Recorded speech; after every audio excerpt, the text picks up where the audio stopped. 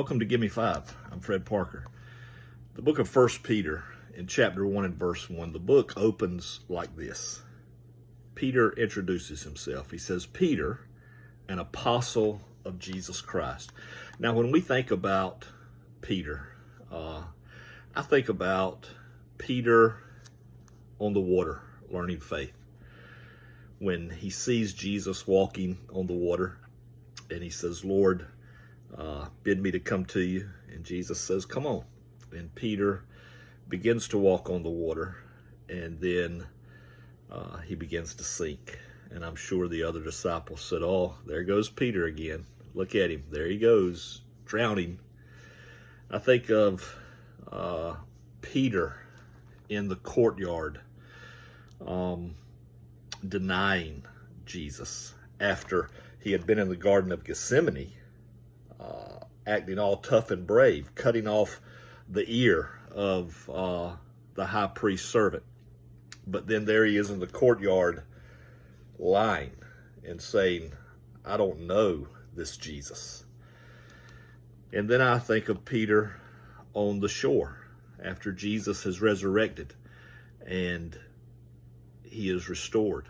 Jesus says, Peter, do you love me? 3 times he asks Peter that. One for every time that Peter has denied him.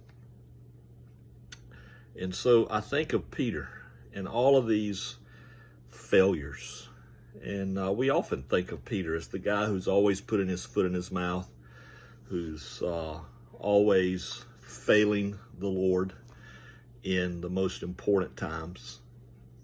But it's interesting here that he says, Peter, an apostle of Jesus Christ.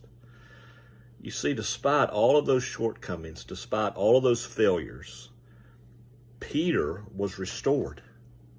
And the Lord wanted to use Peter, and he did use Peter in a mighty way to establish the early church.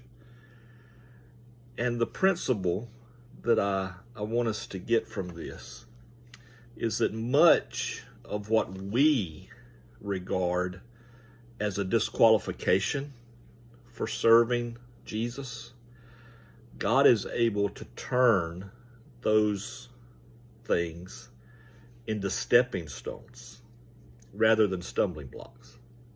As we look back on our lives, as we're confronted by our disappointments, as we're reminded of our failures, we see what a basket case we've become. Oftentimes we think that no one like me could serve Jesus. And you need to know that that's a lie of the devil.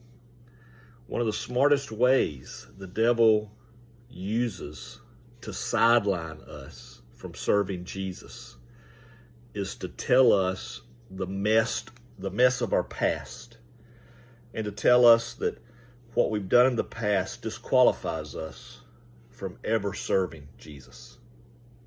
And if I could, I would like to sit down with each one of you, one-on-one. And I would like to remind you of Philippians 3:13, that when the Apostle Paul says, forgetting what lies behind, and reaching forward to what lies ahead, let us press on toward the goal for the prize of the upward call of God in Christ Jesus.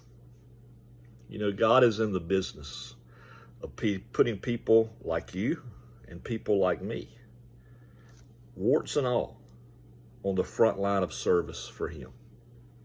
No matter what's happened in your past, Jesus comes to you just like he did Peter. And he says, do you love me? Then feed my sheep. Get back in the game and serve me. I'm Fred Parker.